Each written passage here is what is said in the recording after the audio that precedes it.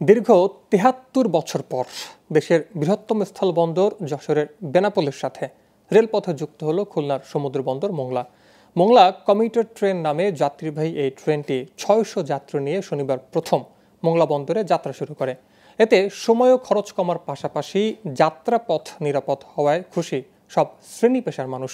তবে খুলনা মোংলা রুটের এই ট্রেনটি চলাচলের জন্য এখনও পুরোপুরি জনবল নিয়োগ করা হয়নি বলে জানিয়েছে রেল কর্তৃপক্ষ।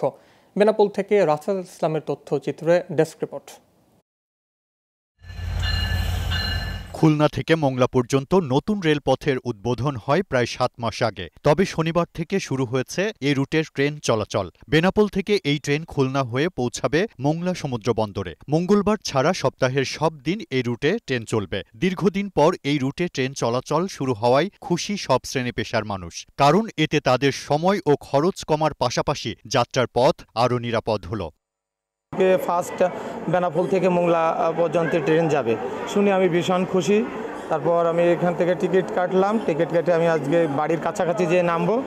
আমি এই জন্য ভীষণ আনন্দিত। বেনাপোল থেকে মোংলা যাচ্ছি, এই প্রথম যাত্রী করে খুব আনন্দিত, এটাই অনেক খুশি। আমাদের আগে যাইতে অনেক কষ্ট হতো, খুলনা থেকে ৩-৪ ঘন্টা লাগতো, বাসে হয়রানি হতো, এখন আমরা একবারে মোংলা যাইতে পারবো। বেনাপোল রেল স্টেশনের কর্মকর্তারা জানালেন, বেনাপোল থেকে মোংলা কমিউটার ট্রেনটি ছাড়ার পর ১৫টি স্টেশনে থামবে, এরপর পৌঁছাবে মোংলায়। এই ট্রেন চালু হওয়ায় সাধারণ যাত্রীদের সুবিধা হবে বেশি।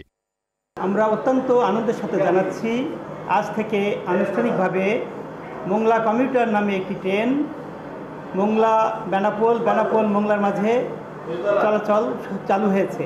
যাত্রী সাধারণ স্বল্প সময়ে স্বল্প খরচে স্বাচ্ছন্দ্যে ভ্রমণ করতে পারবেন। জানা গেছে, খুলনা মোংলা রুটে এই ট্রেন চালাতে এখনও জনবল নিয়োগ শেষ হয়নি। রেলের বিভিন্ন জায়গা থেকে জনবল এনে আপাতত এই কার্যক্রম চালানো হবে বলে জানিয়েছেন রেল কর্তৃপক্ষ। Global television news desk.